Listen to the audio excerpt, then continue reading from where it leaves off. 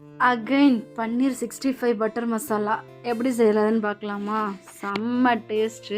இந்த மாதிரி நீங்கள் ஒரு தடவை செஞ்சு பாருங்கள். அதுக்கு முன்னாடி நம்ம சேனலுக்கு நியூவாக வந்திருந்தால் சேனலை சப்ஸ்கிரைப் பண்ணிக்கோங்க.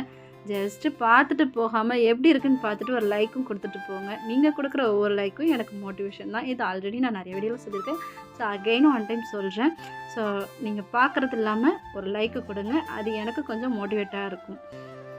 வாங்க இன்றைக்கி 65 பன்னீர் பட்டர் மசாலா எப்படி செய்யலான்றதை பார்க்கலாம். ஸோ இன்றைக்கி நான் இதுக்கு தேவையான அளவுக்கு 1/4 கிலோ பன்னீர் எடுத்திருக்கேன். ஸோ இந்த பன்னீரை 65 மசாலா போட்டு 2.5 மணி நேரம், அதாவது 3 மணி நேரம் கிட்ட ஊற வச்சுட்டு அதுக்கப்புறம் தான் நான் 65 மாதிரி பொரித்து எடுத்துக்கிட்டேன். ஸோ இதெல்லாம் நல்லா பொரித்து எடுக்கும்போது இன்னும் சாஃப்டாக இருந்துச்சு, உடையில. நல்லா அந்த லாஸ்ட் டைம் நான் வீடியோவில் சொல்லியிருப்பேன் எனக்கு உடஞ்சிருச்சு அப்படின்னு சொல்லிட்டு. ஸோ அப்படியே சமைக்கும்போது அதெல்லாம் உடஞ்சி போணுச்சு. பட் இந்த மாதிரி வறுத்து எடுக்கும்போது அந்த பீஸ் பால், அந்த பால் மாதிரி ஷேப்பில் சூப்பராக அந்த ட்ரையாங்கிள் மாதிரி நல்லாவே இருந்துச்சு. ஸோ இந்த மாதிரி நல்லா கொஞ்சமாக போட்டு பொரித்து எடுத்துக்கிட்டேன். பொரித்து எடுத்ததுக்கப்புறம் இதுக்கு எப்பவும் போல் தேவையான மசாலா என்னென்னா, வெங்காயம் இருக்கு இல்லையா, ஸோ அதை நல்லா நான் வதக்கி எடுத்துக்கிட்டேன். அதுக்கு முன்னாடி என்னென்னலாம் அரைக்கணும்னா, பாதாமும் முந்திரியும் காலையிலே நான் ஊற போட்டு கசகசை இருந்தால் நீங்கள் சேர்த்துக்குங்க.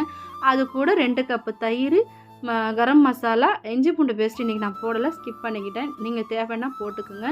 அதுக்கப்புறம் நான் வதக்கி எடுத்து கொஞ்சம் மீடியம் சைஸில் வந்தோம் இல்லையா, கொஞ்சம் கருகராத மாதிரி இருக்கிற லெவலில் இருக்கும்போது அதை எடுத்து அப்படியே நல்லா நைஸாக அரைச்சி எண்ணெயில் திரும்ப போட்டு அந்த மசாலாவை சேர்த்து தேவையான அளவுக்கு தண்ணி ஊற்றி நல்லா கொதித்ததுக்கப்புறம் சுட சுட பரிமாணம். அதுக்குள்ளே இங்கே பாருங்கள், இந்த 2 பேர் தான் இருக்கானுங்க. ஆனால் இந்த 2 பேரும் கற்று வீடே 2 ஆகிடுது. என்னால் இவங்களை சமாளிக்கவே முடியல. அந்த அளவுக்கு சண்டை போட்டுக்கிறானுங்க. கொஞ்ச நேரம் கூட சும்மா இருக்க மாட்டேங்கிறானுங்க. அப்படி சண்டை போட்டுக்கிறானுங்க. நானும் கத்திக்கிட்டே இருப்பானுங்க. என்ன ஆச்சோ ஏதாச்சுன்னு நினச்சாக்கா அடிச்சுப்பாங்க. ஏன்டா அடிச்சுக்கிறீங்கன்னா, வீட்டுக்குள்ளே வர விட மாட்டேங்கிறேன்னா அதனால் அடிச்சுக்கிறாங்க. ஸோ இப்போ இந்த 2 குட்டீஸ் தான் இருக்காங்க. இவங்களும் போர் அடிக்குது 2 பேர் இருக்கிறதுனால. அதுக்கப்புறம் இந்த பன்னீர் பட்டர் மசாலாவுக்கு என்ன செய்யலாம் அப்படின்னு யோசிக்கும்போது, வெண்டைக்காய் பொரியல் சைடிஷ் செஞ்சு எடுத்துக்கலாம் அப்படின்னு சொல்லிட்டு நான் வெண்டைக்காய் பொரியல் ரெடி பண்ணிக்கிட்டேன்.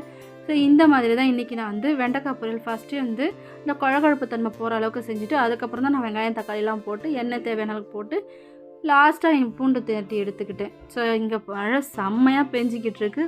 உங்கள் வீட்டு பக்கம்லாம் எப்படி இருக்குன்னு சொல்லுங்கள். கண்டிப்பாக இந்த வீடியோ உங்களுக்கு பிடிச்சிருக்குன்னு நினைக்கிறேன். பிடிச்சிருந்தா லைக் அண்ட் ஷேர் பண்ணுங்கள். மறக்காமல் சேனல் சப்ஸ்கிரைப் பண்ணிங்க. மோர் வீடியோஸ்க்கு ஃபாலோ பண்ணிங்க. தேங்க்ஸ் ஃபார் வாட்சிங்.